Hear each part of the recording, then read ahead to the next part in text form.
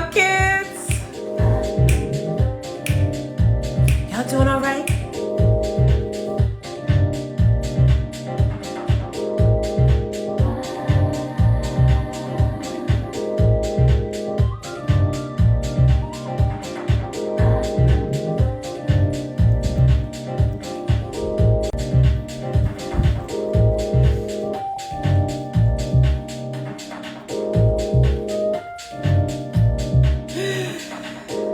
Glad to see you all.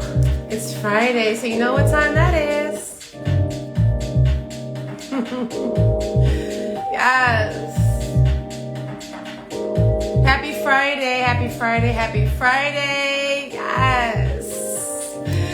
We have an amazing guest today. I cannot wait to talk to this woman. She is a force of nature. We were former dancers at the Alvin Ailey American Dance Theater together, and I have so much I want to talk to her about. Hey, Cousin Bae. I just want to start by just again giving love to everyone out here struggling in these pandemic streets. Just stay safe, wear your masks, all of the above. If you're traveling, please stay safe next week. And all love to your loved ones. And we will get through this strong together. Just keep the faith, people. Keep the faith. I know everything that's going on in the news is insane, but we have to stay focused and strong. We have to support what's going on in Georgia and all of the above. So enough politics. I'm going to bring in my girl, Dwana. I can't wait. Oh my God. You guys are in for such a treat right now. Yes. We are waiting for the one and only. You're so stupid. Look, girl, I had to pull my fan out for you. You know what's so funny? I'm downstairs in the basement. The fan is all framed and locked up. I was like, I can't do nobody's frame right now. Dwana Smallwood, beautiful, beautiful you. How are you? I've been so looking forward all week to this conversation, and there's so much I want to talk to you about and ask you about. First of all, how are you? I'm fine. That's a loaded question. I'm sure. Let's get to it. I'm doing okay. Each day is another day. Right. That I made it.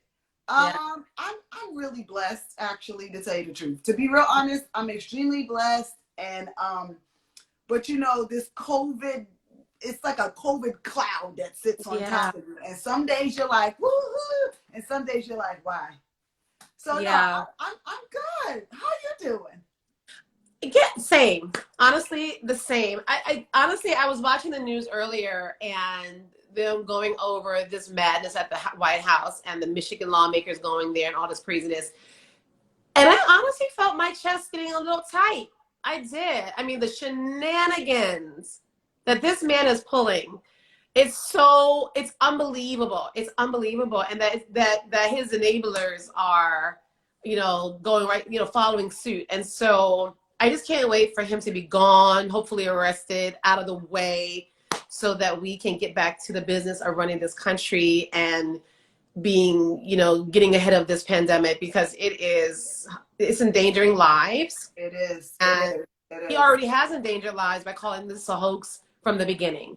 And so, our communities are hurting, and that's also why I brought you on today, because, our arts, centers are suffering, our arts friends, our artist friends, so many industries are suffering big time with this. So, but all that to say, like yourself, I feel really blessed because, every time I come on here, I've been able to work from home, and I realize what a blessing every single day that is. I can wake up in my bed, pop on my coffee pot, go to my computer, and know that every 2 weeks I have a check.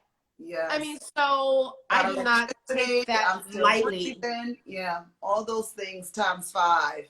But we mustn't, in that same breath, we mustn't ignore the COVID cloud of emotions, heaviness, that people who are emotionally connected to the earth, they feel that stuff, you know, goes out in the air and it lands on you and you're like, wait a minute, you got to put up your spiritual armor so it doesn't attach to you and you don't like depressed or just very, you know, downtrodden and just sitting in it.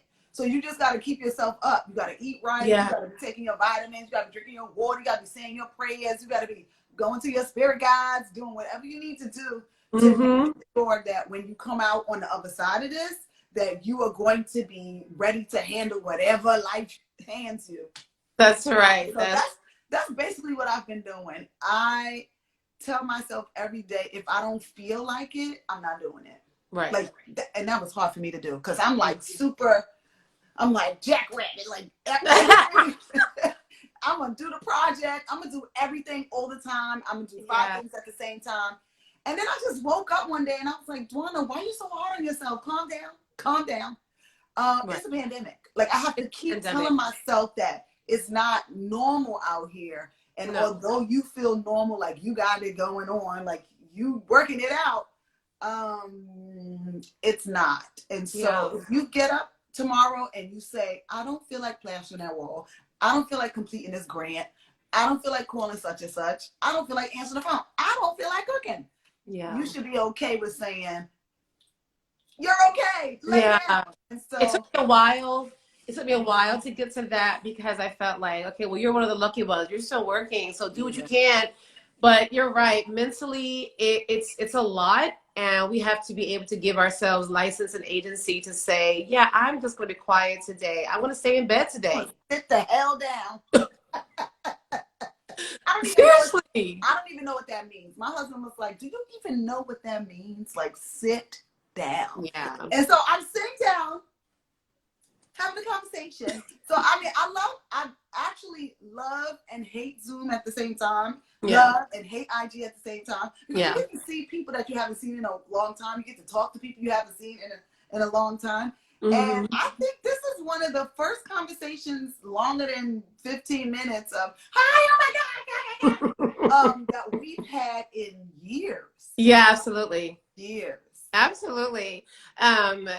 So if you guys don't know, this is Dwana Smallwood, and I had the pleasure of sharing the stage with Dwana Smallwood. But also this summer with Summer Stage, we all went virtual with our festival programming, and Dwana was able to host one of our takeover Sundays with Summer Stage, which was brilliant. So if you guys go back and look at our YouTube archive content, you will see the interviews that Dwana did with Earl Mosley and Kristen Sudakis as well. And great, but also your company was part of a Brooklyn Dance Festival takeover in 2016. Do you remember that? Yes. With Tamia Santana. How much do we love her? Yes, I love her so much because she provides so many opportunities for young people, or just different styles of dance, and then also different levels, like from professional to children to whoever has a voice and a craft. I just love it. And so she's doing amazing work. Even in spite of this COVID, she's like, I'm making it work. I'm exactly making things happen. The dance world, you know, it has been slapped. You know that slap from the butt? Chris, like, what's that movie? What's that movie where Oprah Winfrey slaps the crap out of her son? That's what has happened. Pandemic came in with like ka-chow to the art world, and we're like, wait a minute now. Yeah. Like, woo. Yeah. And so but to your point, but to your point about taking those moments to relax, I sent away for because I love taking baths. I always have. I sent away. I sent away one of those bath caddies where you can sit back in your bubbles and have your like little TV in front of you and your iPad and your wine. I can't wait to, like, once we're done with this, I'm going to set it up. Girl. I got my candles because I need it. I need it. You on the bath caddy, girl. I got a whole table in my bathroom. I put the laptop, I got the wine, I got the candles on the side. Girl, I take a bath like every time. I'm just like random in the middle of the day. Like, yes. bath, or I wake up in the morning, I'm like, a bath is like a grandmother's hug. I don't know, something about a bath. I've always loved baths.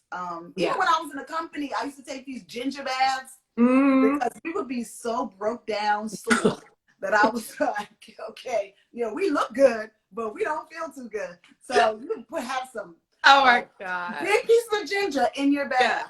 Oh my God. So, So while I have you in this moment, because you joined Ailey, I was kind of on my way out the door with my injury and all. You joined in 95? 4. I want to say yes. 95. 95. Yeah. Okay. Oh my God, that sounds like forever away. It was, but because I was already in my dealing with, oh my God, I'm injured, what's going on, and we never really had a chance to. I mean, we worked together on stage, we're in rehearsals every day, but we never had this moment to just know who the other is. And obviously I've seen you through the years, and we like you just said, hey girl, hey! But never like, who is Dwana? So even as looking through your bio, and I really wanted to go back to young Dwana, because you are such a force, and just looking at all you've done and just following your career, even post Ailey. Tell me about so I'm trying to get all fierce with the photos anymore in the conversation. Let me look at this picture that I found. So adorable, wait girl. Ah! Oh my God. And that's blackmail. No! You know what's so funny? That was back in my Jerry curl days, when I think I was in the 8th grade there. Yes, I was in the 8th grade. My mother ordered that outfit from a catalog, and we took those pictures. And I just loved getting dressed up and everything. That is so me still. It is. I mean, you're just bright. I mean, you're just so bright in this picture. So tell me about young Dwana. Tell me about your family growing up in You grew up in Bed-Stuy, yeah? Yeah, I grew up in Bed-Stuy with my mom, my 2 sisters, and my little brother. Mm-hmm. And we were like a lot of families that I knew, every now and then online, getting the free cheese, getting food stamps, because wasn't no father around. And just, I had a single mom who was, she begged, borrowed, and stole so I could get what I received, in order to, do the things that I've been able to do. Yeah. I was a Girl Scout, a proud Girl Scout at that time. I was happy to be doing all the things that she sacrificed for me to be in. My mother was really strict, but she was so loving. Like, she wasn't the person that would let you go to other people's houses, but we would have the best slumber parties ever. It'd be like 15 kids in the house. She got little tables. We would have chicken and waffles, crafts and tea time. And I'm just like, those are the fondest memories I have, where I had all my friends over in pajamas that my godmother made me, or my mom's godmother. Mm-hmm. And it was just lots of fun and a lot of love, and also a lot of rules. Like, I learned how to clean when I was little. It was not a joke. Like, if you had something out of place in your room, it was like, mommy dearest, everything was wiped off the counter. Like one thing out of place in cleaning your room, and everything would be swiped off the counter, like you never cleaned your room.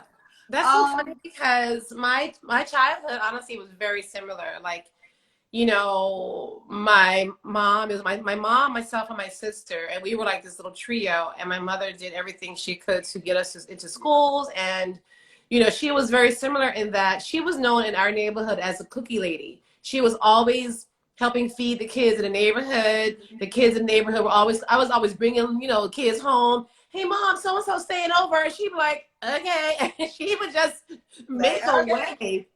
And she would throw like Halloween parties for these kids in the neighborhood, and all of the above. And so even to this day, everyone knows Miss Karen. It's Miss Karen. And so the same thing. And so I do have a photo somewhere in here of your beautiful mother. Where Jerry curls from 8th grade all the way up until high school, maybe my sophomore year, where my hair fell out. Oh no! That was the beginning of me cutting my hair.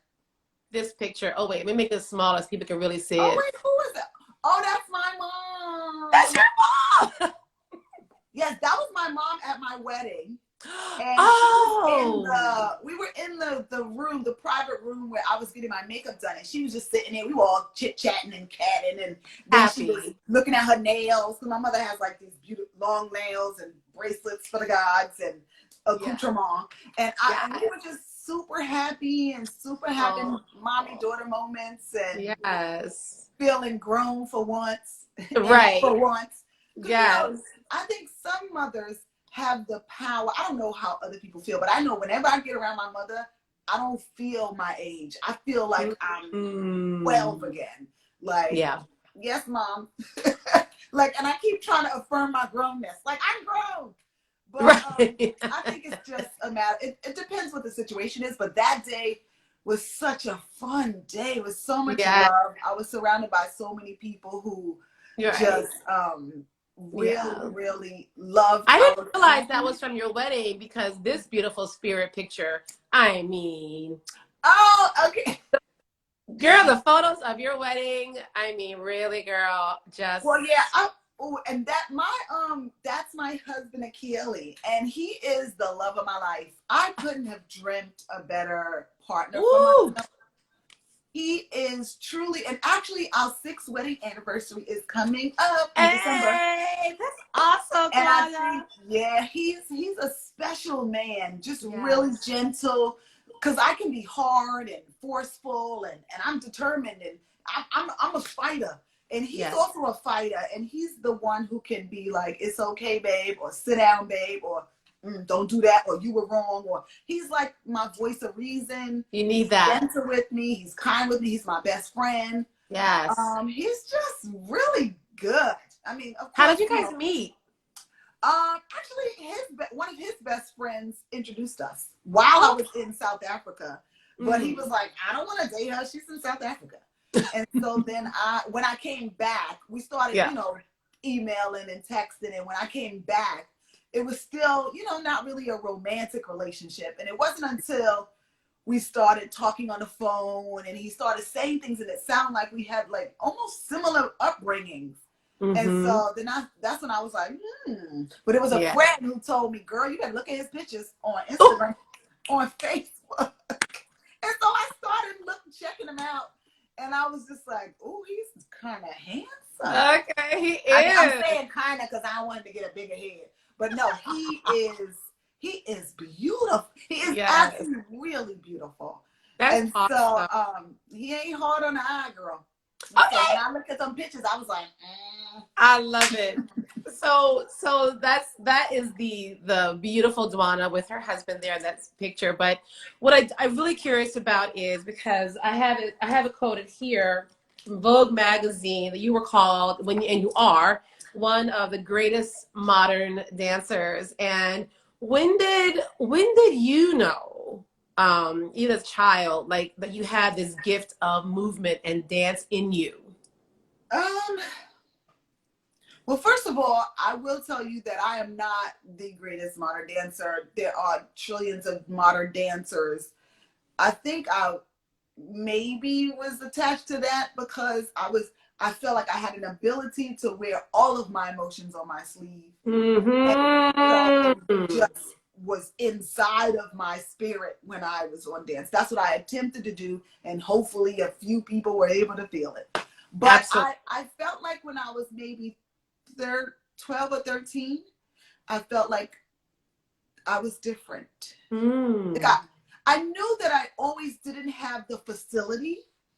Like I had great flexibility, but not crazy, insane gymnast flexibility. And my feet weren't like, but I felt like I had a uniqueness about myself that I began to celebrate. And at first, when I was younger, I was just like, I'm awkward, I'm weird, I just thought I was funny looking, like, what the hell? So through my entire beginning of my knowing this or learning this about myself, I struggle with, but why do I have to look like this? Or, like, why is this neck so long? Like, really? Why is, there was so many questions I had because I was surrounded by other people who I thought were beautiful too. Right. But they didn't look anything like me. Like I couldn't compare myself to anyone in my group.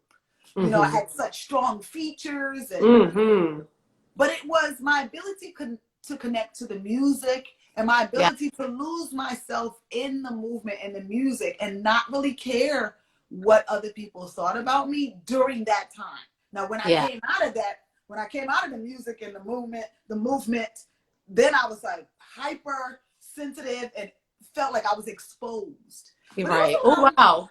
Yeah, it was like my early years that I knew I had something, but I felt like I needed to prove myself to other people because it didn't come in the package that everybody perceived back then the package should look like. Nowadays, dancers to me seem like they looking like me on every day. Every day okay. There is a bold black child and somebody else with some locks and it's crooked and it's different. Got booty.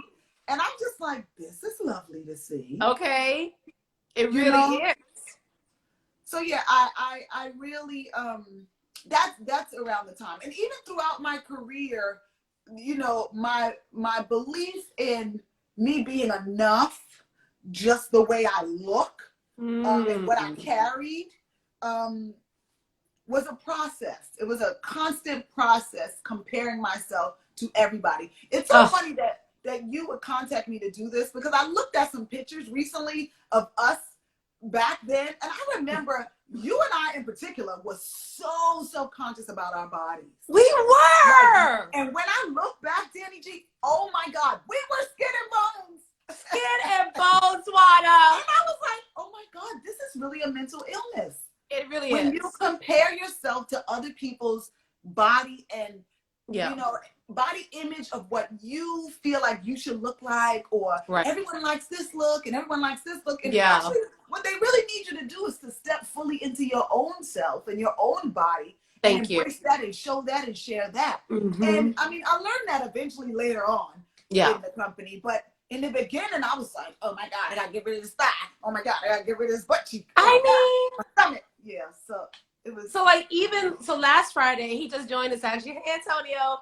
I spoke with Antonio Carlos Scott, and he dug in his own vaults and sent me these photos of us when I was 18, 19. Girl snatched boots. But hearing from your teachers and others, you're fat, you need to lose weight. And even when I first started dancing at the age of 12, like formal classes, I was fine with my body. I was cute. I was running around Southwest Philadelphia. I was cute, you know what I'm saying?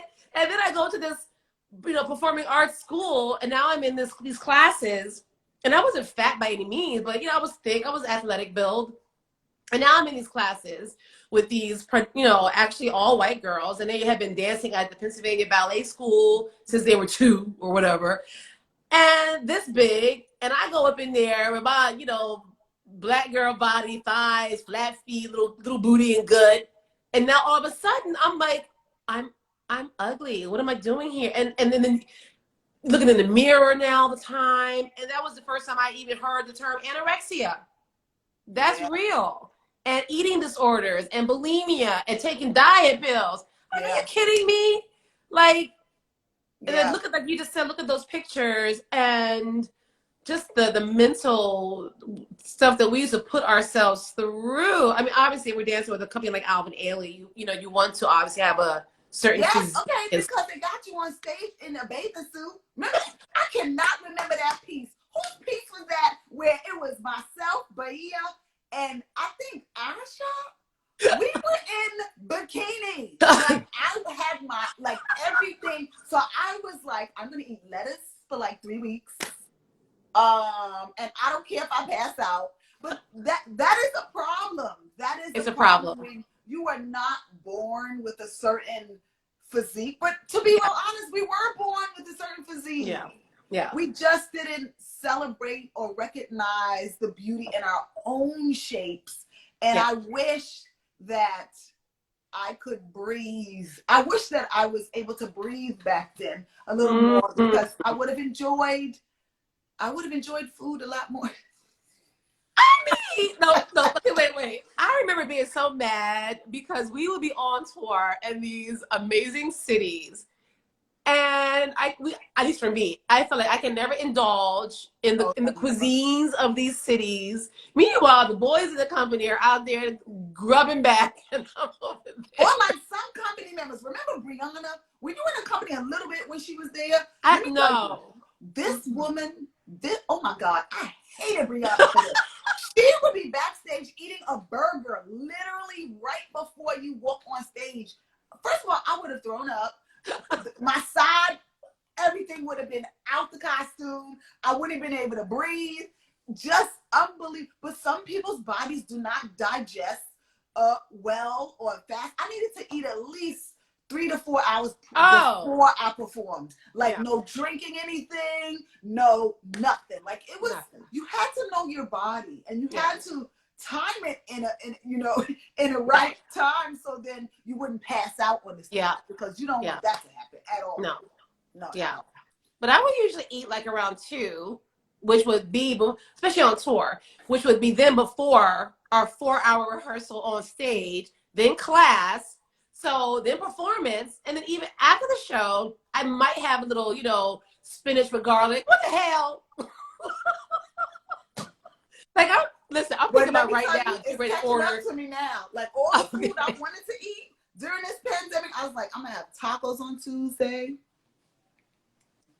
I'm gonna have pizza on Saturday. I'm gonna have Haagen-Dazs whenever I want to. But I still be giving myself the guilt trip because I still have denser body mind, even though I'm literally like 40 pounds heavier than I was back then. Oh, me too. And to embrace this new body, this new womanly body is a challenge too, because you have everybody in your life constantly commenting on your body. And I wonder when, that's a book, I wonder when everybody else in your life will just like, don't say nothing else about my body. I don't need you to notice my butt. I don't need you to notice my boobs that are getting bigger. I don't need you to notice I need you to just stay over there with your body and let me gradually adjust to the changes that are happening inside you. Like, I want to wear a muumuu. I actually want to wear these cute jeans. You know what? Off my conversation is over. You're making me sweat. But it's so funny. I want to dance again. Like I've been slowly going into the studio and dancing. And the biggest thing that's stopping me is comparing my body to what it used to look like to what it is now. You better talk about it. Not like I can't give and do, but there is an expectation in the dance world. There's a cattiness, and there's a sense of, oh girl, child, you need to sit down somewhere. It's almost like you've been there, done that, and okay, now let somebody else do it. And it's like, no, I'm not trying to compare with my girl Kalia, because that bright, young, beauty, African queen child of a dancer, right? I will go and celebrate and watch her any day. Yes, and live through her. But I still, in this age, have so much more to give. Absolutely. But to be real honest, I'm nervous. I mean, come on. No, I mean, everybody. Hey. It's real honest. It's the real honest stuff that nobody really says out loud. Like, well, can I ask you then, because I was really surprised. So, they did the whole Cry compilation back in May. And my friend Dwana is watching. He just said he loves seeing us talk. Hi, Dwan. And when they called me to do it, Hope reached out to me. I honestly was about to decline because of those very same reasons. I was like, I am 50 pounds heavier than the last time I danced this part. Okay, let's be real. But this is actually my body.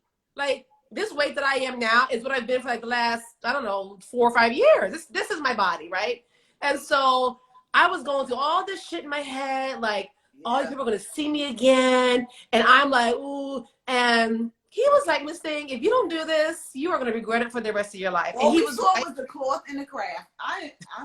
That wasn't in my head, actually. I won't even tell you what was in my head, but that wasn't in my head. Yeah. At all. Like, at all. Like, with anybody that was on the screen. Not at all. Yeah. not at all. Yeah. I just think it's it's just a shame what we do to ourselves. And It so is. as I work through all of that, living in the moment, it's really a shame what we do to ourselves. And so I in a lot of the work that I do now is to help young people see, like, you have so much, like the way you are right now is so perfect. You have everything you need. And seeking outside of yourself for approval, for understanding, for, you know, better feet, better this, better that. And it's like, actually, if you believe in a higher power, you have to trust that he or she knew what they were doing when they created you.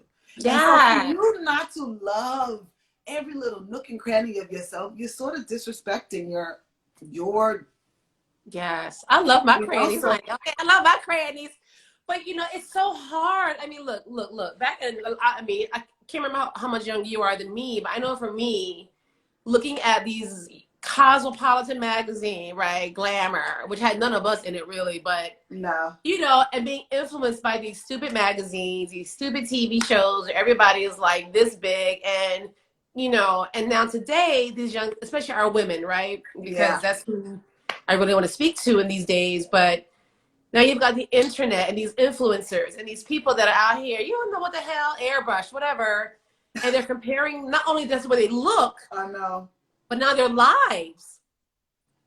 You know, their lives. I mean, there's only a small percent of people that can just, like, you know, I hate to bring up Kim Kardashian, but, you know, she got grilled and you know, for posting her, you know, private island beach pictures or whatever she was doing recently. But, and whatever, that's her right. You know, she's done what she's done in her career. She's who she is. What I'm saying is it makes young women who maybe aren't strong in themselves look at that and not be happy with who they are or where their lives are, and some unattainable thing that really only a small percentage of people can attain. Yes, yeah. And that's why it's our work as women who have lived through the diaspora of insecurity. It is like, you know, the levels, the seas and the ocean. We need to be open and honest with those young girls that it still occurs, like right now, like even like no matter how old you are, there is some level of something that you are dealing with, some level of something that you are trying to get over, get through. And so if we're just authentic with them, like, girl, like, be real honest. Like in the recesses of your mind, I used to have this young girl. She is, first of all, so beautiful. And I used to ask her, you know, like, you could tell me, look me in my eyes and tell me, you beautiful, aren't you? And she would only tell me yes, like in secret, like. But for some reason, the voice inside her head and heart and spirit would not be louder than all the voices that she heard out there. And so it's our job to help her strengthen that voice, her inner voice. So then she has the wherewithal to fight off those things that come at you, the magazines, the comparisons, the lives that you may not that you aspire to reach, but you're not there right now. It's our job to help them to recognize, like, you gotta love where you are in order to get to where you want to be. You gotta love and feel like, you know, I have everything that I need to survive in this world, to exist in this world. And the things that I want, I can go after them, you know, but I have to be respectful to what the Creator has gifted. Yeah. I can't just all of a sudden, I'm going to cut up, slice up, and change myself. But then because I'm not the same person. I'm not who I was meant to be. But I mean, these poor girls, they go through it, and it's mainly what they put on themselves. You allow those things out there to penetrate you. Social media is it's a beast.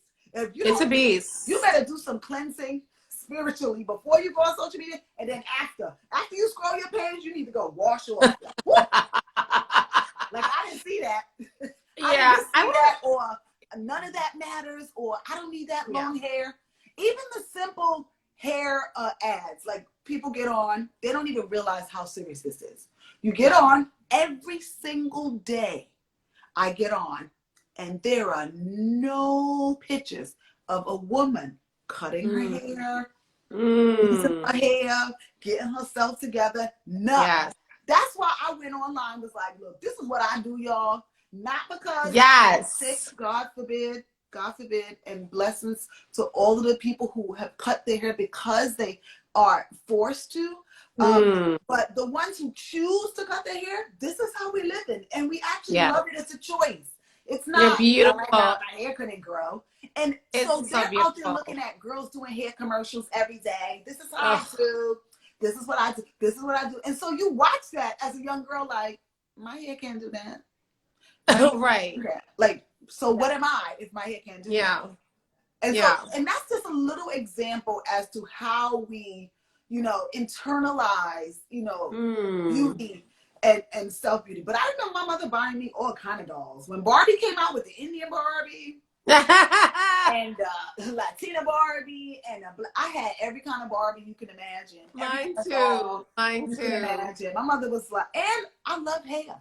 People act like because I don't have hair, I don't love hair. Like, I could braid some hair. Like, tiny cornrows. I was famous for braiding hair up there. Yes, I remember. You know, and also, like, one of the questions, my great friend Monique Martin with Harlem Stage, she's watching. She's another beautiful sister friend of mine.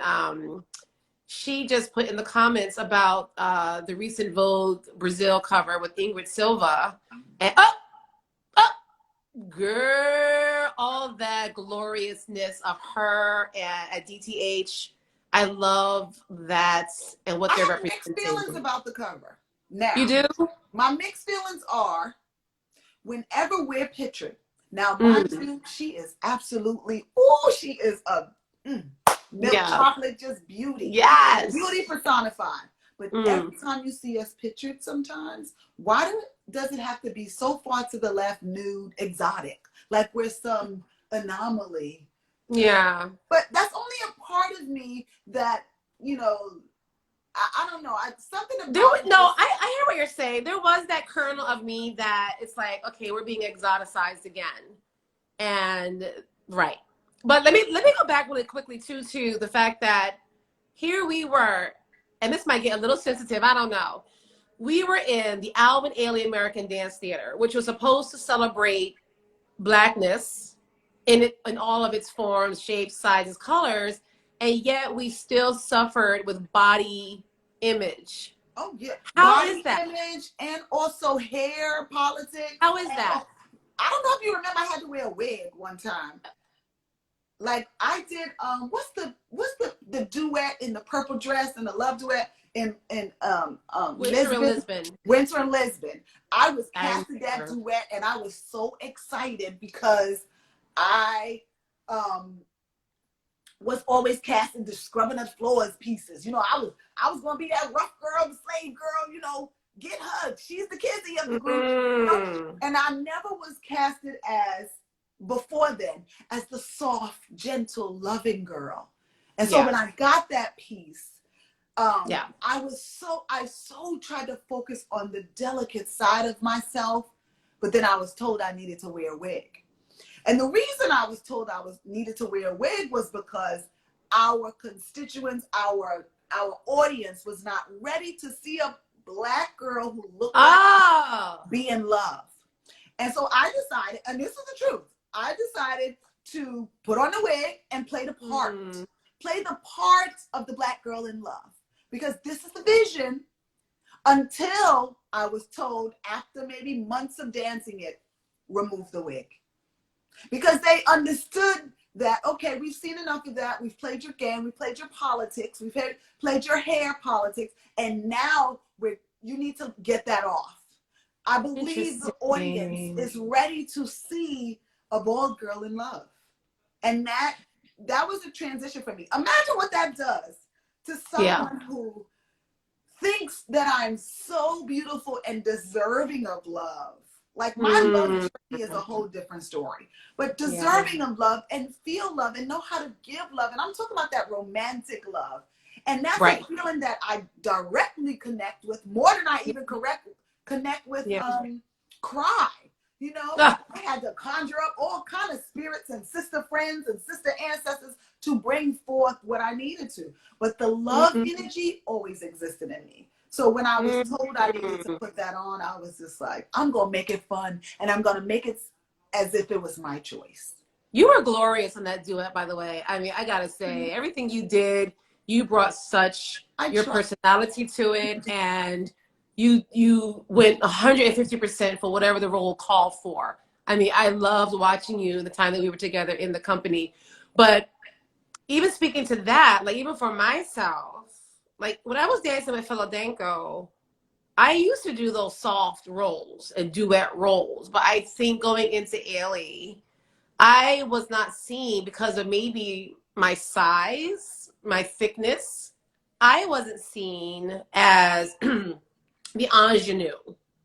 Now, to be fair, my earthiness, my tree trunk legs landed me other roles that were leading roles, like both of us have danced Cry, but it was outside choreographers like Donald Byrd, Ulysses Dove, Dwight Rhoden, who saw me as the love interest, the ingenue, so to speak. I never did, the lead partnering roles in the repertoire works, or so that's interesting. Because love in the European world is safe and it's cookie cutter, and I remember always telling my friends, I used to say I gave up the Prince Charming. Like, I don't want Prince Charming. Prince Charming is so like, I love you, and I love you like this, and I only love you in this way.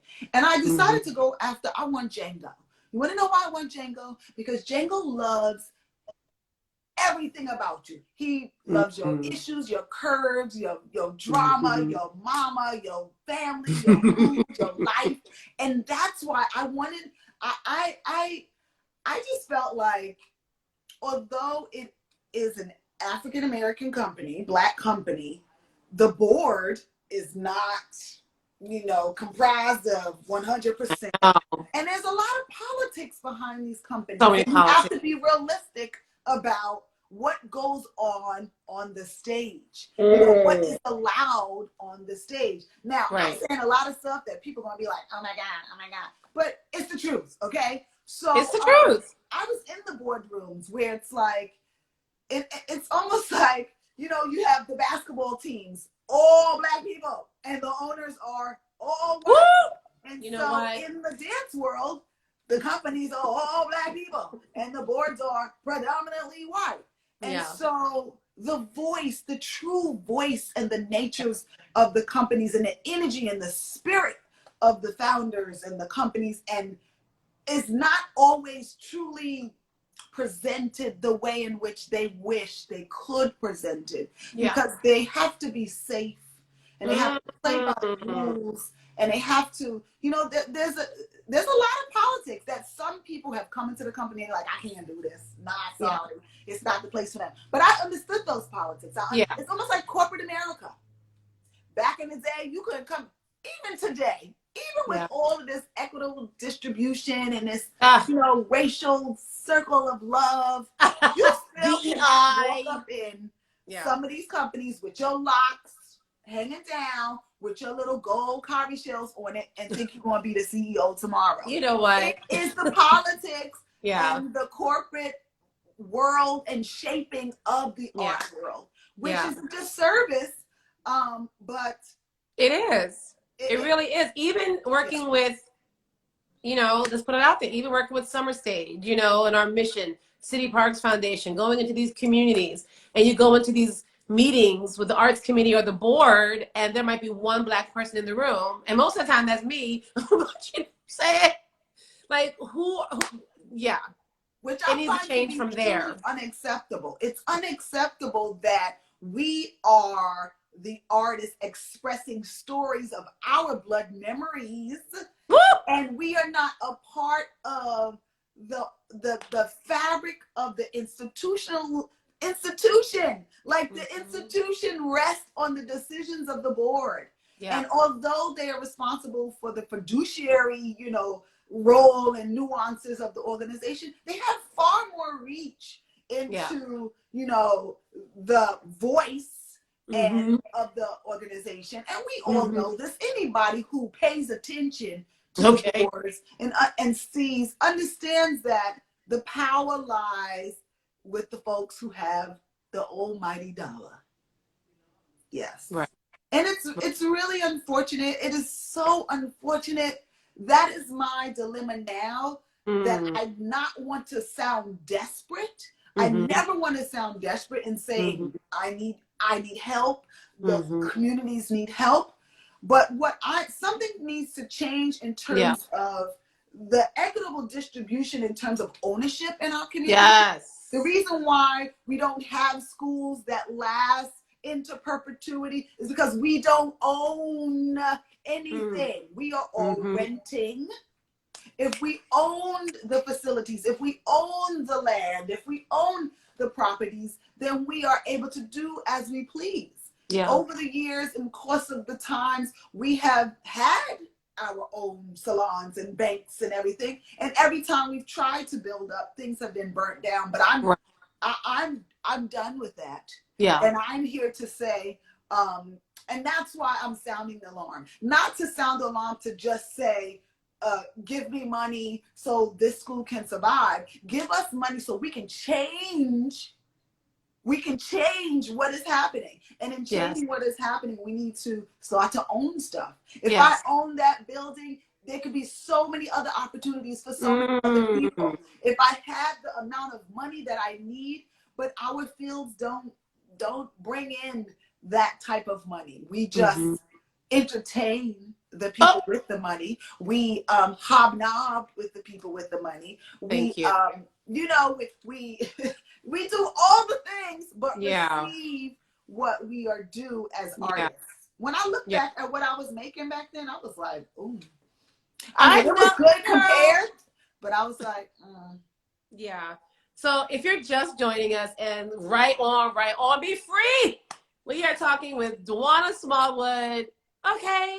The great force of nature, Dwana Smallwood, and who's, you know, she has her school in Bedford-Stuyvesant, Brooklyn, the Dwana Smallwood Performing Arts Center. And in my bio, I was trying to link it to this conversation, but something didn't go right. But linked in my bio is the New York Times article that came out this week detailing your efforts to save your school, and also our dear friend, also a Brooklyn girl, Charisma J, who has Abundance Dance. And so she's also a Summer Stage alumni. And what we can do to help, the link will still be there. I will also actually link your school to my page, but it's the Dwana Smallwood Performing Arts Center. She is raising money to, yes, not to save her school, because this isn't a vanity project. Dwana is really in her community. She is of that community for the next, you know, generation and beyond of dancers and arts leaders. And as you just said, board members from the top down. If we don't start owning these things, we are still just going to be shucking and jiving and always being at the mercy, you know, of people telling us what to do. And so we have to have ownership. Yeah, how to move in our own spaces, how to express our own heart and spirits, how to, you know, I always found that to be a challenge. Like, no, actually, that's really not what I'm trying to say. What I'm trying to say is actually what I said. But it's always got to be colored or flavored a little different to not to step on any toes, you know. Right, or offend. I'm past that right now. I'm so past that. Yeah. And I guess I have the blessing of owning my own space, so then I have that ability to do that. Yeah. That is, you know, that makes it so much more freeing when you are in your own space where you can create the energy that you want, and your kids can walk away with the energy and the positivity that you want them to have. But I haven't even touched the surface on all the ideas that I have in my head for the community. I bet. Like my heart and head and hands are bleeding to get out and to be able to do all these things. But all the things, you know, involve money. All the things involve a facility. All the things involve support and people who can come in and, you know, get their hands dirty and get the things going. And it's mainly because I believe that the organizations deserve it. The children deserve it. The community deserves it. Yeah. And if Alvin Ailey, to be real honest, if he did not start, him and Marie Brooks and you know, Arthur Mitchell's and all the artists who started foundations, started organizations. First of all, I think they were all slightly crazy. Because I'm slightly crazy in thinking that I could do this, or this could happen. Yeah. Every other day I'm like, oh God, I think I'm gonna give up. Oh no, don't give up. Oh no, I'm gonna give up. Oh no, don't give up. But I think that we need to figure out a way to support ourselves, to sustain ourselves. So then we are always fed and spoon feeding and giving our children what they need and what they deserve. We should never have to be out there like right. That's not my mentality. Some of your babies, right? Those are some of your babies. Yes. Oh, wait, y'all, listen. This is what we're fighting for right here. Come on now. Oh my God, look at Zoe. Zoe is so much bigger now. Oh my God. I know, but I was like going through your photos and I was looking at these photos crying, and like, this is when you first working on the building. Yes, that was some scary times because working with the Department of Buildings, they are so unorganized and so slow. And if you are doing things correct and legal, it is not the easiest thing. That word, legal. Correct and legal is not the easiest thing. It's like, like they don't want you to do what you need to do, or you've been called to do, or what the community needs and deserves. It's like they make it so hard. But I'm going to succeed. I already know this. Yes, you are. You already are.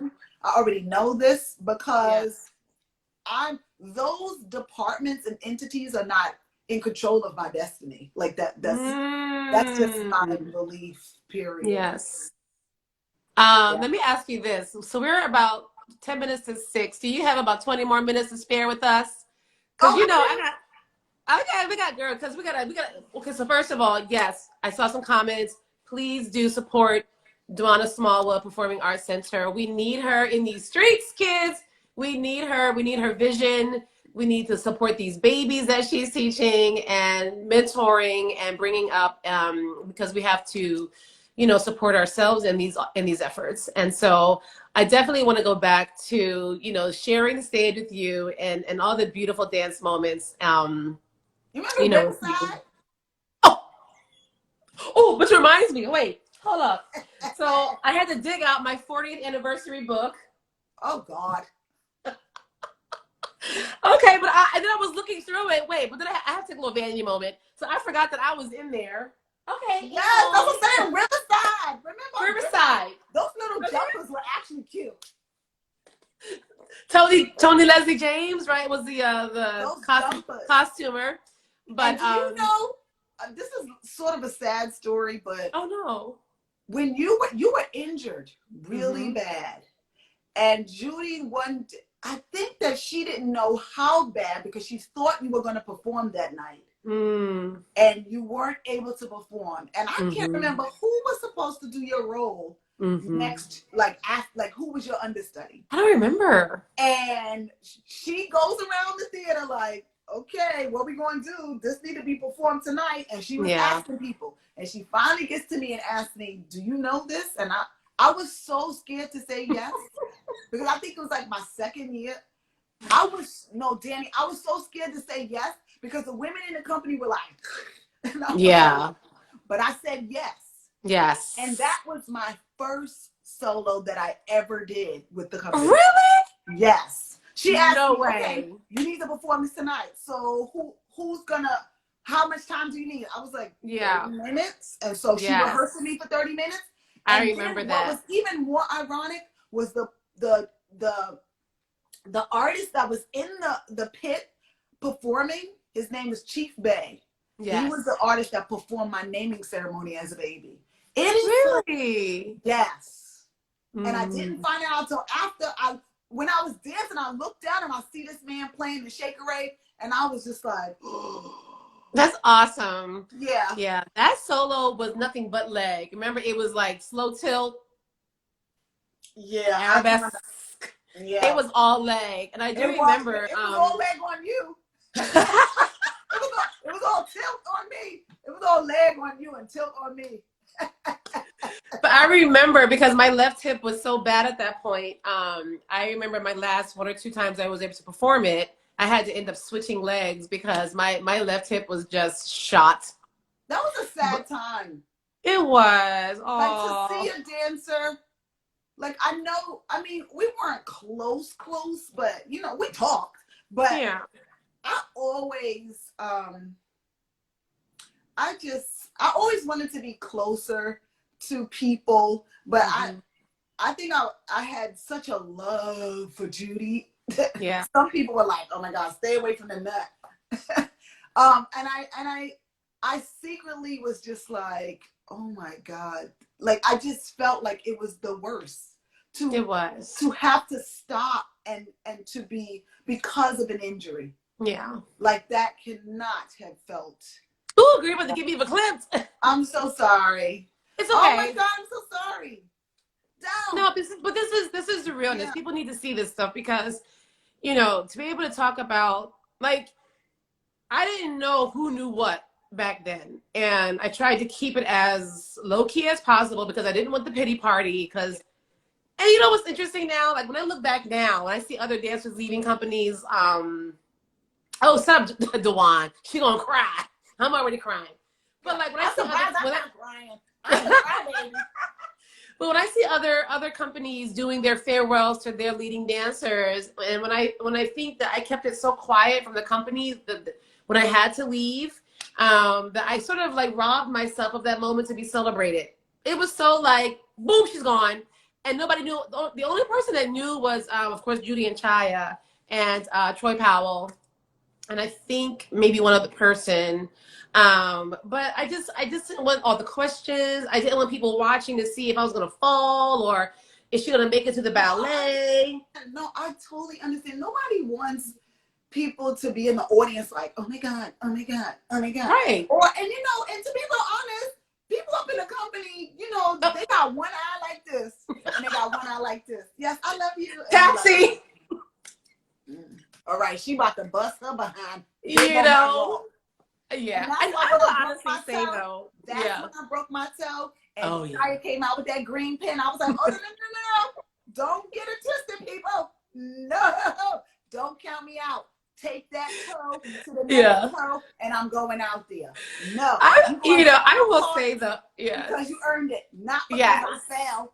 I know. I will say though, I mean, I don't know. For me, I mean, obviously I had friends in the company, but you know, I was just sort of like having a good time. I never felt I never felt personally like the catty clawingness. Even my relationship with Judy was beautiful. I mean, we had maybe one. Judy was beautiful. Yeah, I had like one or like I would see the friction with her with certain dancers. But I think I had maybe 1 or 2 moments where she had to pull me up, and I needed it. Like the one time, you know. And it was about a weight thing. I had just started dating Chris, my ex at the time. And, you know, you look. You get that little love 10, right? I was eating. We was eating and cooking. And I came back from the break, and I had a little chub with my costume. And she was like, oh, no, Miss Thing. Watch that. And then another time, I was just being all loud and in the restaurant somewhere on tour. And she pulled me up. And she was like, forever pulling me up. You can't chew gum. I don't want to see you in them sweatpants. I don't want to see you when you go in the plane. I don't want to see you on the floor. I don't want. And I was like, God, dog, can I breathe? She was like, you're representing Ailey. I was on the stage one time. Mind you, it wasn't even my part. I was standing in the corner, Danny, like in the corner, standing for like 20 minutes while people did stuff. You know, I got like a 30-minute correction, a 30-minute breakdown of how I was standing. Really? I was like, Judy. Right, let me breathe. Let me live. But then you know what? I appreciated every single bit because of her nitpicking and detailing, I have a keen eye and I focus on the details of everything, the details of myself. And that's why I say love is in the details. She loved the heck out of me, and she cared about every single detail. Yeah. She really did. Now you came up through Ailey too, right? Right? You Yeah. came up through Ailey too. So how did you, and I just want to like just go right through the Ailey stuff really quickly, but when did you find out that you were going into the main company? Like, how did you find out? Oh, I went to the audition. I auditioned. Yeah. Mm. I auditioned after my second year. I auditioned my first year. You remember you had to get permission to audition. And I didn't know that. Audition, and I remember a conversation. Sylvia Waters was like, "Nope, you can't have her yet. Nope, sorry." And I was like, "Fine," because I was young, and I didn't mind. I was just excited that I made it through the audition that year. And then the next year, she allowed me to be a part of the company, and I was just like, "Oh my god!" I auditioned. That audition felt like it was like 6 hours. I swear. No, that audition was unreal. And it was insane, and every stress and that you could think of, it was so tiring. Mm-hmm. I was just like, do I really want to be in this company? Yeah. I mean, who else came in with you? Me, Dwana Hyatt came back. She was coming back. Me and Dwana Hyatt. Yeah, that's it. Oh wow. Yeah, me and Dwana Hyatt. Wow. Wow. And yeah, I remember my audition. So nervous. Yeah. My audition was about 4 hours. And by the time we got down to the last like 4 girls, we were exhausted, and they made us do Umbrella. She made us do Umbrella, and then she cut the other 2 girls, and then it was just me and the other woman who I found out later on that she was from Dance State of Harlem. I still don't know who it was to this day. And then I got the call the next day, and I came in with Troy, Michael Thomas, and Lenny Meek was coming back. So wait, you came, they told you the next day? Judy did. Judy called me, because I was still with Danko. You know, so even that, girl, listen. So they told you the next day that? Oh my God, I wouldn't have lasted overnight. So, I wouldn't have lasted through the night. They told us that day. Well, you know, honestly, and I could be totally wrong about this, but you remember, okay, back in the day, Danko was like a feeder for Ailey, you know, the Debbies and the Davids. I think Judy just wanted to take a moment to be sure, you know, that, I don't know what maybe happened overnight, but I remember at the end of the audition, she sat us down and she said, listen, ladies, I don't know who I'm going to take right now, but the company is traveling tomorrow to Spoleto, so be by your phones. I'm going to call you from the airport and let you know. Oh, girl, I didn't sleep that night. My phone rang, and I remember I jumped over my cat. Girl, he was like, "Rah!" And I picked up the phone, and it was some like, I don't know, some phone company, you know, trying to sell me something. And I hung up on him because I'm like, ah. And but it calmed me down. So I remember going to my kitchen, making some coffee, and then the phone rang like 10 minutes later. And I picked up, and someone says, is Danielle available? And no one that I knew personally called me Danielle. Yeah. You know, I was like, ooh. And so they were like, we have Miss Jamison for you. I was like, ooh. Girl, when I heard that voice, and all she said was, welcome to the family. Don't you love that sentence? That's what she said. Look. It was, and I screamed in her ear. Girl, I screamed in her ear. Like, oh God, Lord. And she started laughing, and we had a quick, beautiful, like 3-minute conversation. She was like, look, we're boarding. And so stay by your phone. The company manager is going to call you and guide you through your next steps. Yay! But it was amazing. It was amazing. But did you feel like, so when you came into the company, because, you know, we all were like, wow, there's Dwana, you're amazing. And you were clearly like her heir apparent. What pressure, if any, did you feel in that? I felt a lot of pressure, but I had idolized her for so long that the pressure wasn't from anybody else. It was her. It was her. And I just wanted to make sure that she knew. I wanted to affirm the decision she had made. Yes. I didn't want her to think like, oh, damn. Like, why did I choose her? Like, okay, oh God, I'm disappointed. I wanted her to be truly proud. So it was nice to hear those words when I interviewed her last week, and she was just like, I'm so proud of you. Like, it took everything out of me not to be like, That was a great interview. Is this still on your page? Huh? Yeah, it's still there. Is it still on your page? Guys, go check out this interview that Dwana did last week with Miss Jamison. It's so good. And you talk about, she walks up on you and you had like a little book with pictures on the front or something. And I still have that book. I should have brought it. I still write in that book. Like my notes, my dance notes, when I'm giving kids corrections, all the piece counts, everything in that same book. Yes. It has your picture on the front. Danny, no, I'm not lying. It's from him.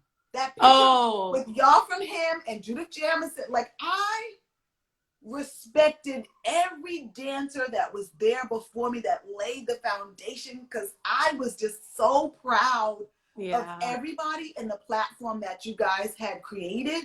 And so for me, there was so much weight, because I wanted to make sure, one, that I was just not another tree in the background. That was not, my intention was not to be a core dancer.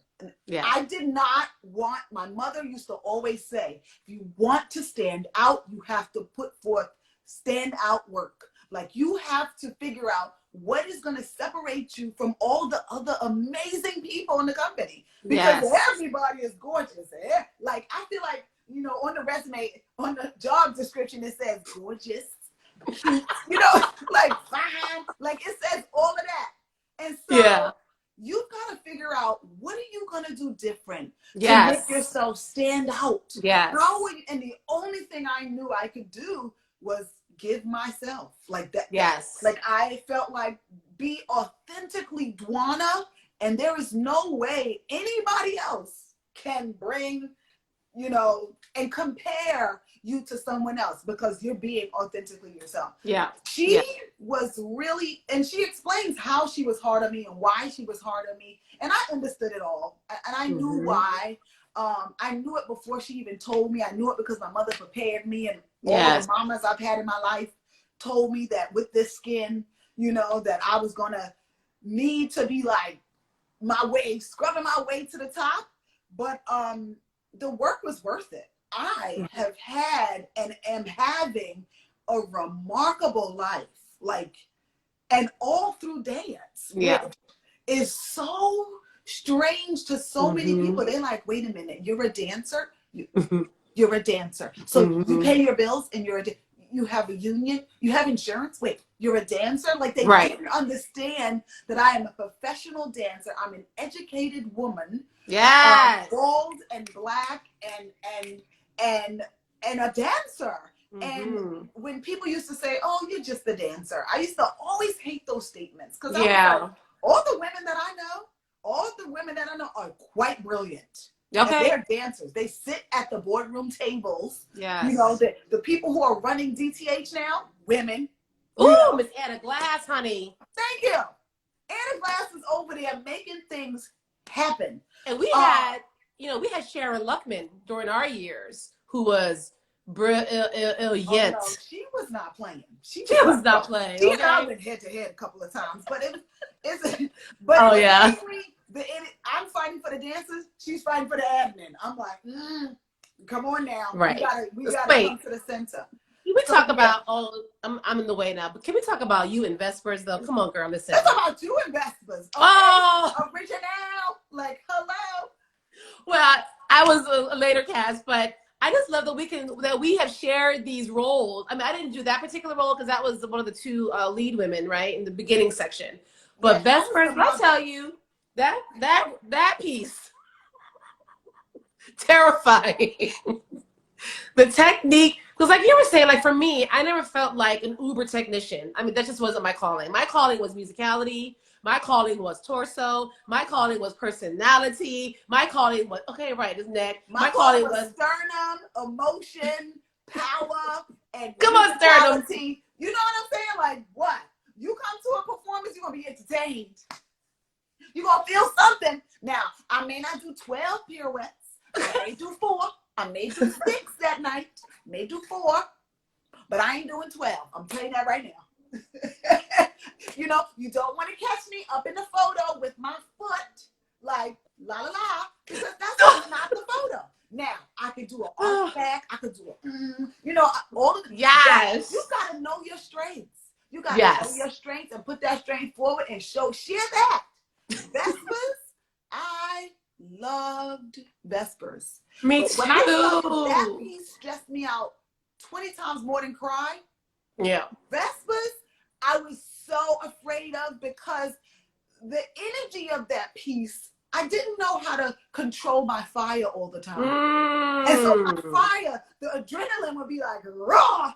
And I didn't know how to contain it. Yeah. So I had to mature, you know, in order to contain that energy, because it's like, it could run you right through that chair. You be on the wing somewhere, on the floor somewhere, and you be like, oops. Like, you've got to put out just enough force, just enough energy to jump up and turn. Right. It was I mean, first of all, like my girl, the one part that I remember always terrified me too. Well, first of all, even just stepping out of the wing into releve, parallel, girl, you can't be like bobbling.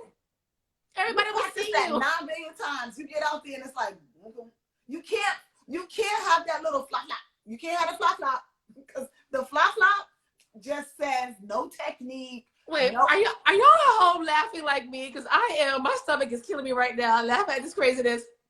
But Vespers, and you also went into, after I left, I think, urban folk dance, right? Oh yeah, I did do urban folk. Oh god, the quartet. That was a fun piece.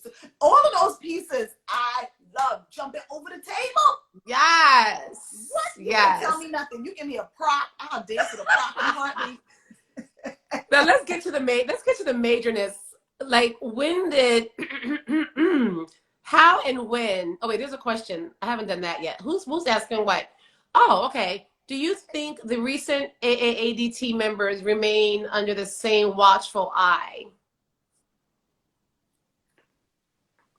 Okay, we'll come back to that. Okay, and in terms of what? Same watchful eye, like probably the same. I believe that there's a different type of dancer.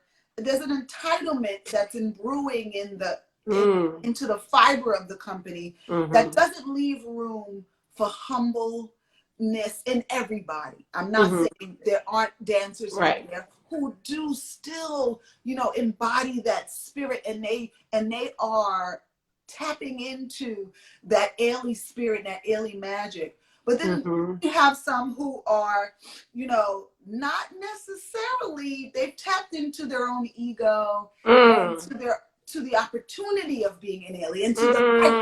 So they're existing and coasting on the history of the Ailey dancers, because there has been a foundation laid way before I even got in there.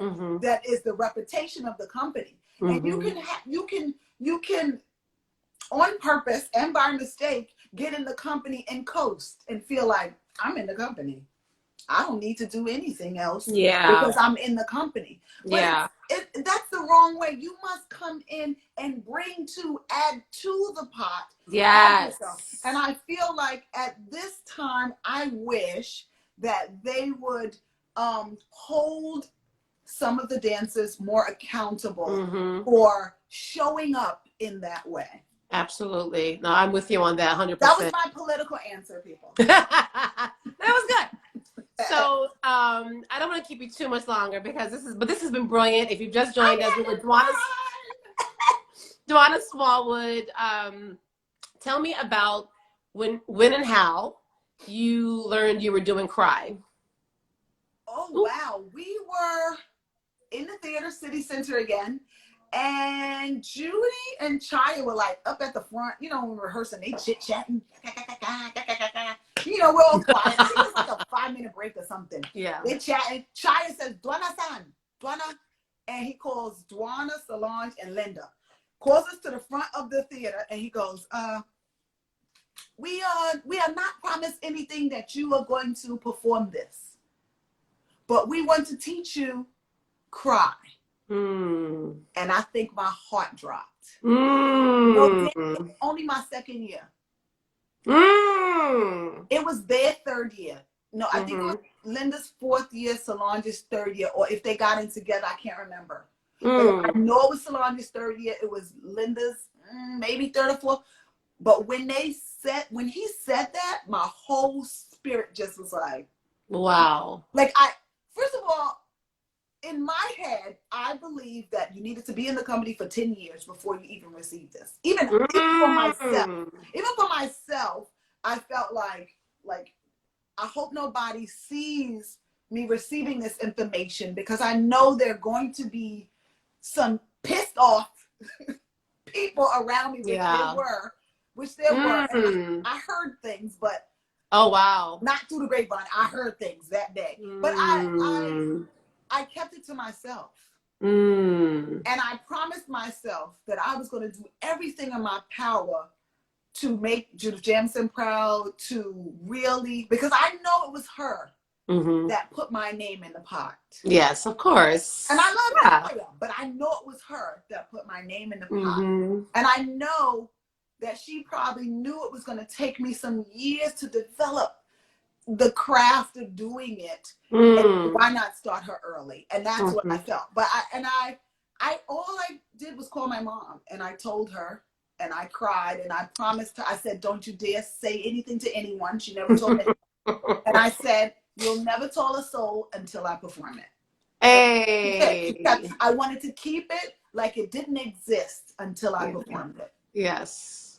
Yes. Yeah. So who taught you mostly the solo? Do you learn it? I mean, like Nasha I learned a lot from who? Nasha taught me the whole solo. Yeah. A lot of the times we were together in the studio, learning the solo.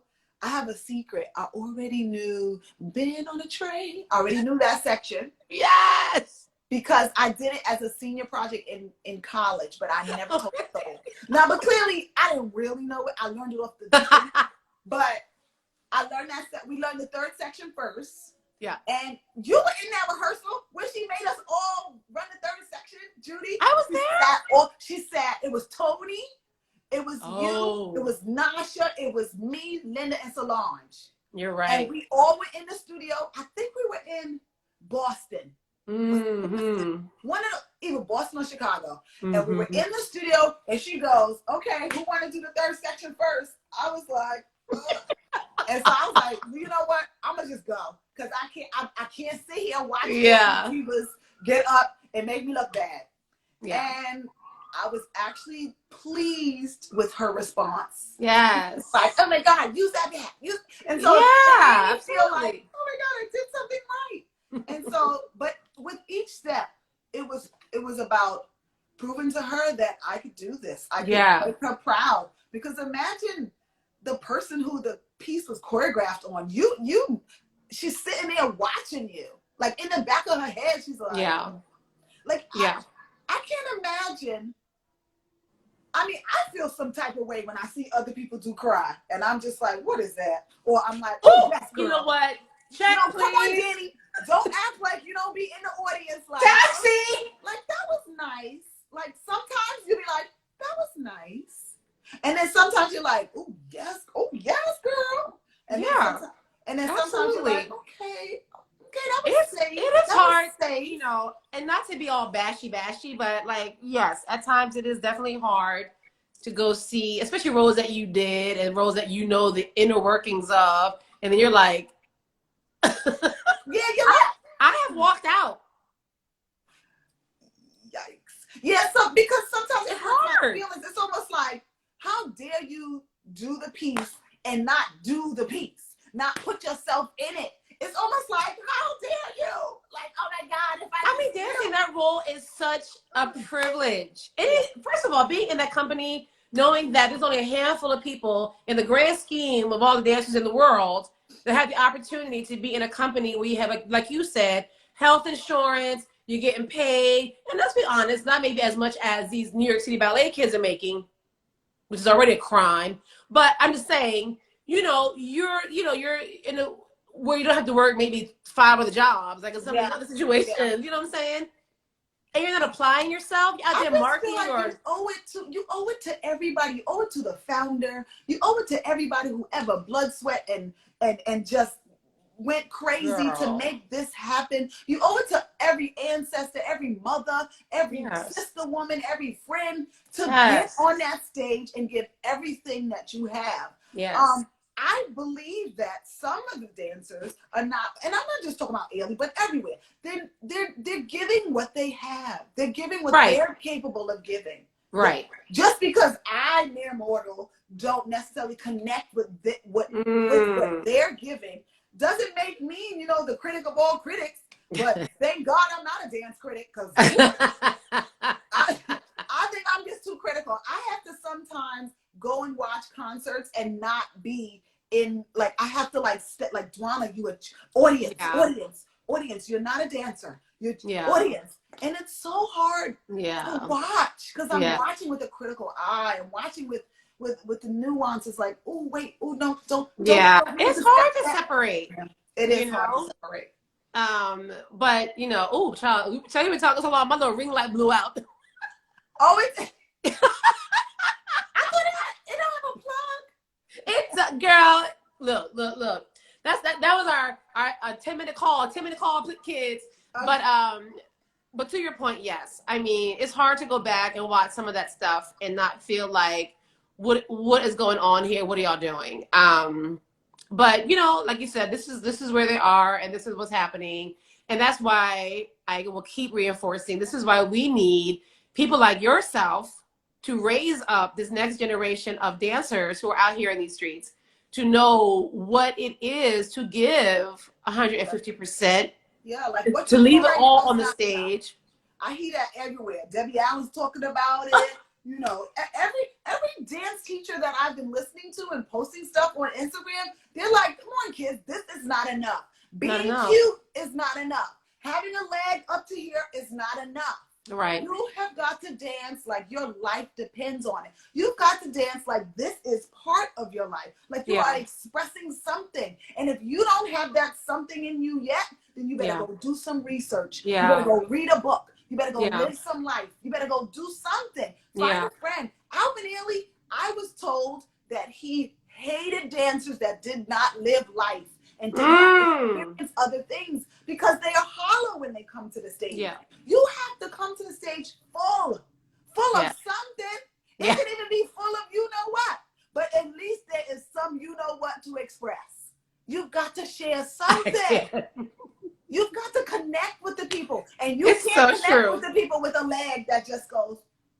Well, you know what? And our good friend Teresa Ruth Howard, she had an amazing article in Dance Magazine, was it last year, about how Instagram has really ruined some people, because they feel like, okay, yeah, you're cute on Instagram and all these photos where your foot's all cashewed out and the leg is behind your head somewhere. So I'm like, okay, that's all right, but can they move me from the third balcony? And but can they dance? If somebody else asks me, can I do the splits? But here's what kills me. These kids be having thousands and thousands and thousands of followers. So here's what happens. Then they think they've arrived, and then they go on stage, and they're as boring as watching paint dry. And again, I want to walk out the room. I leave at intermission. I kid you not, girl. I can't take it. I don't have time. I don't have time. Whether I got a comp ticket or I paid for my ticket, I ain't got time to watch you get up there and not break a sweat. I'm bored. Yes. Okay, so anywho, so cry. Can we just get to the point though that, by that last section, girl, was it not like having your uterus fall out your? I feel like I was bleeding from the inside, and like just the whole core of my being was just coming through my throat. And there were times when I felt like I was just not there. I was not present. Yeah. There were times when I almost did throw up. That right before the last section even started, like you go down, you throw it down, and I'm like, have to swallow. Yeah. Like some And I'm just like, oh my God, I'm not going to make it. And it was really about mind over matter. That's why I started taking Bikram. And the older you get, the more you do it, you start getting like, oh my God, the night of pride that hit your body. You like, wait a minute now. I don't know if I got another one in me. But yeah, that third section alone. Yeah. Period. When you said like Ailey Classic and you came out there and did the third section, that third section alone was just like, oh my God. Like, I don't know what Mr. Ailey, like, but to be real honest, this is what Black women have been doing our entire lives. Yes. And for you and to this day, Black women are carrying on their spines and in their souls and in their hearts and in their hands and in everything, the weight of the world. Okay. And when you dance that section, you have to embody all of that while being jubilant. Yes? Right. And that in itself, to carry that emotional toll is like, it's a lot. It's a lot. It's a lot. I mean, I know you got to do, I mean, you did Wade, you did Umbrella, right? Yeah, Wade, Umbrella Girl. Yeah. Oh my God. I've done every role in Revelations for a Woman. I did Fix Me. You did Fix Me, yes. Well, I don't know whose idea was it for me to do Fix Me. I don't know why. Oh, that was beautiful, Dwana. I'm going to apologize now. Were there any roles that you didn't get to do that you wanted to do? No, not really. Yeah, good. Actually, no. There were no roles that I can't really remember right now. But no, there were no roles that I wanted to do that I didn't get to do. The roles that were my favorite were Cry. I loved me some Wade in the Water. That was my baby. Yes. I loved Umbrella. I loved and letting it suspend and catching it. Girl, right. I love the yellow section. I wish I could do that whole piece again, like all of the sections. Like they keep bringing us back and teasing us. We're like, come in and do a snippet. Come in and do like, why don't you do an Ailey Classics night where it's us all in the yellow section, sprinkled around. That would be major. Section. Like, oh my God. But let me let somebody else have the moment. Well, there you are in the middle in yellow. I think for me, like, I never got to do Fix Me, which I always wanted to do Fix Me. But definitely Wade in the Water was one of my favorite roles. I guess there were some early grumblings because I got to do Umbrella 6 months in, and there were some folks that were not happy about that. And even when I think about it, when Ulysses Dove set Urban Folk Dance on us, and that was his last piece before he passed away on the Ailey Company, and I was first cast with Bernard Gaddis. And Nasha. Yeah. Oh, I wanted to do Rainbow Around My Shoulder. Oh, yes. Donnie McHale. I could see that. Absolutely. There were some pieces I didn't want to do. Like, there were some things that I was like, really, y'all? Like, y'all gotta put me in all these crazy pieces. It seemed like I got the lead in like all the like interesting, exotic pieces. I was like, okay. Right. I'm gonna have fun. Exactly. I'm applying myself regardless. So quickly touch on, because now we're at the 90-minute mark, but quickly touch on, leaving Ailey, joining up I got to ask you about Miss Oprah. And what that journey was like, going to South Africa and helping her craft her dance program at her school. Well, first of all, to leave Ailey the way I did, my last performance was on the Oprah Winfrey Leadership Academy. On the Oprah show. And from that show, when I stepped off the show and I watched myself on the show, I just couldn't believe what had happened. Like, was that me? Like, wow. I was like, and the crazy thing is, a year prior to that, I watched somebody else on the show doing like a hip hop routine. And I was just like, I'm going to be on that show one day. Like, I said that in my head. I didn't say it out to anyone. And so the fact that I was on the show was just like, So I had to thank her. And so I thanked her by saying, you know, I really want to just, if you ever, you know, I would love to share what I have learned throughout my life being a young woman, young Black woman with your girls. I said nothing about, you know, giving, you know, going to teach dance or nothing. I knew that I had an upbringing that helped me to rear, you know, this beautiful Black woman. And I wanted to have a hand in building the self-esteems of the young women in South Africa. I felt like that was my calling. Yes. And so when she took me up on that, I was like, oh my God. So she invited me to an arts workshop she would always have with her girls for like a week. And she would invite like different artists in different genres. Tandy Newton was there that year. Myself, there was Ralph Lauren, not him, but like his nephew. And then there was like some other people there as artists. And so I was just like, oh my God. And so all we had to do was teach a workshop. And then at the end of the workshop, there was a performance, like a little showcase. Yeah. And so I taught all the girls dance and everything. And after that full week, she was like, what do I need to do to get you to stay? I was like, what? Wow. Like in my head, and silly me, like, you know, I'm hobnobbing with the high priestess. I was just like, just ask over a piece of bread. Like, we're just eating. And I'm like, just ask me. Like, yeah. Like, I don't know what else you, meaning you, Miss Winfrey, need to do. Yes. Like, you already did everything I need you to do was invite me here, and I would able to. And that's it. What I did. Yeah. I thought that was it. Wow. And when she called literally 2 days after I flew back home, I could not believe my ears, my phone. I just could not believe it. Wow. She invited me. And so that experience is another book or chapter. Absolutely. But, yeah. Absolutely. And so I ended up staying for 4 years, and everybody thought I disappeared. But actually, I fell in love with myself, the craft, young people.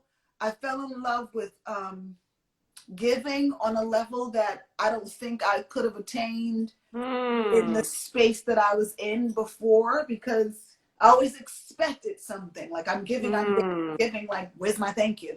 Yeah. But there, I would give, and that was the thank you. Like, I don't know. It just, I was always full. I always felt complete. And I felt needed.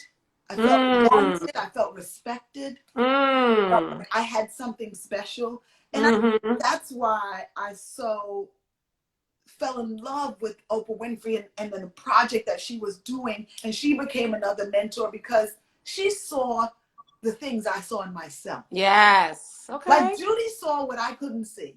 And she helped me discover that. And then Miss Winfrey saw the things that I knew about myself, but would not admit out loud. All the other things, you know, besides dance. Everybody sees you as a dancer, and that's all they see. Like, I am a dancer, but I'm a businesswoman. I'm a creative soul. I am a leader. I am a spiritualist. You know, there's so many things that I am, and she saw that, and she trusted that I could do those things. And so I was like, what you need me to do? You need me to do this? I got you.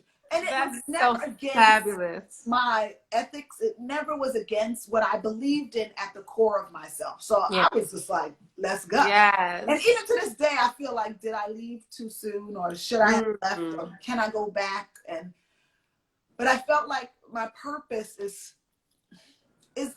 greater than one place. It's to build a legacy, and it's so many things that, you know, builds upon each day as I think about it. But I have a responsibility, and although I just want to give up and just enjoy everything and be like, I'm done, I did enough. Girl, you better speak that word, because honestly, like, I ain't done nothing. And I'm not trying to give away too much right now, but even like with myself, I've been at summer stage now a long time, and I still want to continue there, but there's more to do. Yes. There's so much more to do. There's so many a lot more for me to do. But see, right now, I'm trying to figure out how to partner with some corporate sponsors and Yes. partner with people with money, or acquire the money, get some stocks, some bonds, some something, so then I can be the voice and the bank for others who need finances and who need money. I want to be able to be like, let's go. I ain't trying to do this by myself. This is not a by yourself job. This is not a by yourself job. It's a community build. It's a collective work of responsibility. It's we all got to get together and make this happen. It's not. I am not who I am by myself. Ooh, like impossible. Like, those are the two big figureheads, but I have so many sister friends who contribute to my beauty and gifts and glory and life, that without them, I would have been in a cuckoo house. I've been in a cuckoo house a long time ago. Look at you in the jammer. Oh, come on now. How you get that picture? Where's that picture? Girl, that's on your Facebook page, girl. I went digging.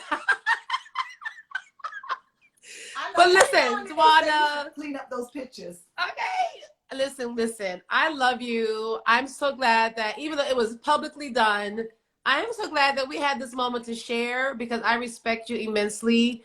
And even going through what I went through, having to leave like I did, I always followed and watched and kept an eye on what was happening for you. And I cannot tell you, even watching your journey off, to South Africa, I always, knew what was going on, from the sidelines. But which is why, when I saw your post about your school, and I was like, if in my little way I can help bring awareness. I mean, you got the beautiful New York Times article this week with Siobhan Berg, which I'm really thankful for you for, that, people are aware, and, just all the accolades from, Brooklyn and Councilman Robert Cornegie, and, just bringing awareness to what you're up to doing, and the efforts that you're making to keep your school thriving and open, going into 2021. So if you're tuning in late, you're just, popping in, or you need to hear it again, I was talking this last wonderful 90 minutes with Dwana Smallwood. She has a Dwana Smallwood Performing Arts Center in Bed-Stuy, in her home community. And we're trying to help keep that building and those children dancing, hoping to keep us alive. Hey, Emilio Sosa. Oh my God. Hi. Okay. So if you missed any of this will be archived, hopefully, once we close out, to my IGTV and my YouTube. But please, I will link her website to my bio.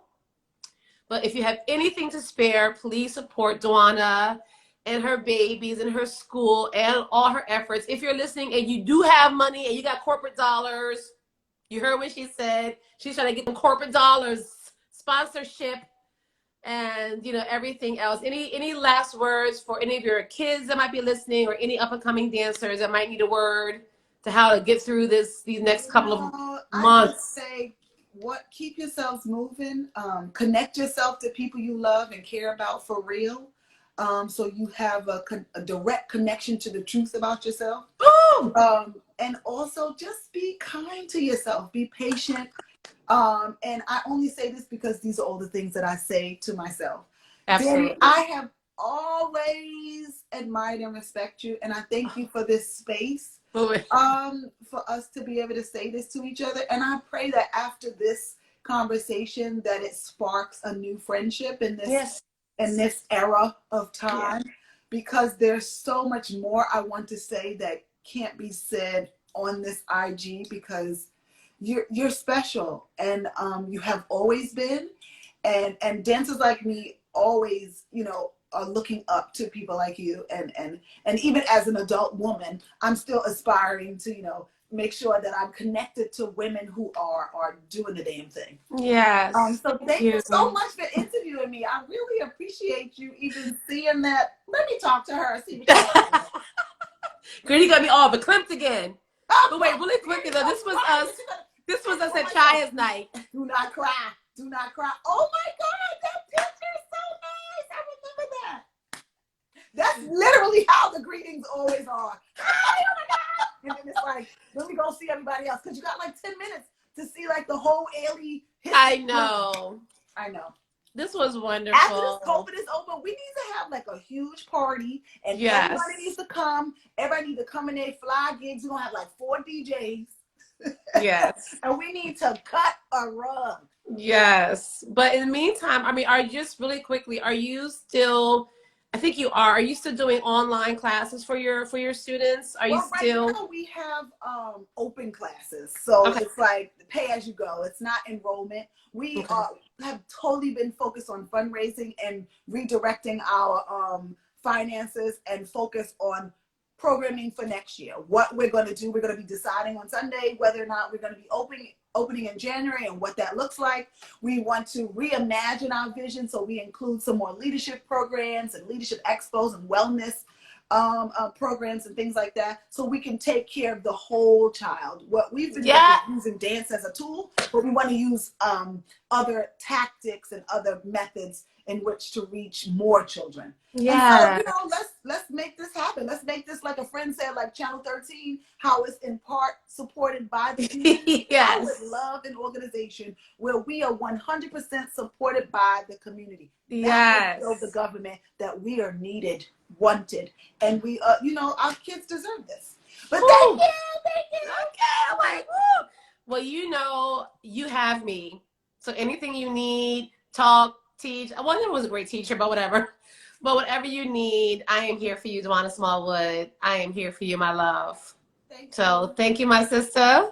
And to be continued, guys. Please support. Please support. Thank you for tuning in.